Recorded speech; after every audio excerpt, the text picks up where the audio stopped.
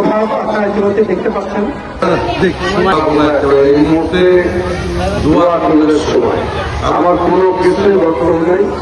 আপনার একটা মাদ্রাসা বাড়ির পাশে রওজাতুল সুন্নাহ মাদ্রাসা, ওইখানে 8.5 বিঘা জায়গা, যার দাম 40 কোটি টাকা। ওই জায়গাটা রেজিস্ট্রি করেছি। আর এই যে রফিক সাহেবকে আমি বিদেশে যখন নিষেধ করছিলাম, তারপর ফিরে আসার পর কি করবে যেহেতু ওর কাছে আমি কোরআন শরীফ শিখেছি, ওই কারণে ওই গরমে ওই খাতিরে যখন দেখলাম যে তার কোনো পথ নাই, ওগুলোর পাশে আমার একটা জায়গা আছে, ওইখানে আপনার মাদ্রাসা করে।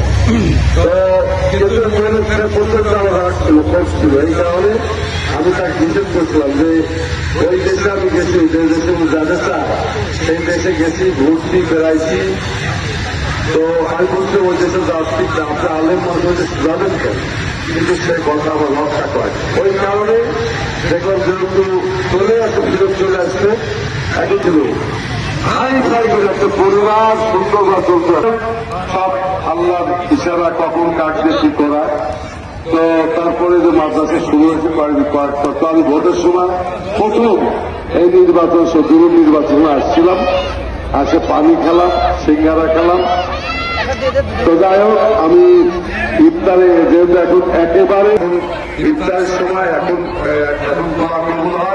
হুজুরকে বলবো আমি অন্য কিছু পুরো কথাই বলবো না। আমি আগামী দিনে নাটোর পৌরসভা 11 সালের থেকে নিয়োগ ছিলাম।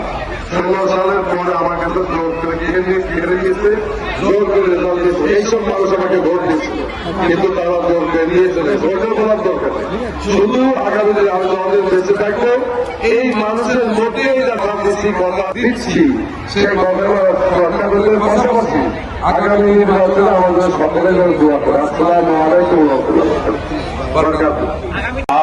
জান্নাতের সর্বোচ্চ মুকাম জান্নাতুল ফেরদাউসের মেহমান হিসেবে কবুল করে নিও আল্লাহ। ভাইজানকে ঈমানে আমলে কবুল করো, শারীরিক সুস্থতা দান করিও, নেক হায়াত দান করিও। ইমাম জড়িত আল্লাহ সকলকে তুমি কবুল করে নাও। আল্লাহুম্মা হাদিনা ওয়াহদিনা ওয়াহদিন নাস জামিআ। আল্লাহুম্মা জাআলনি মিনাত তাওয়াবিন, আল্লাহুম্মা জাআলনি মিনাল মুতাতাহহিরিন। রাব্বিরহামহুমা কামা ربياني صغيرا.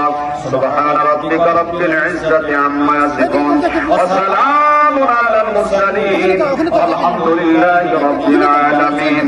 وارحمنا معهم برحمتك يا أرحم الراحمين.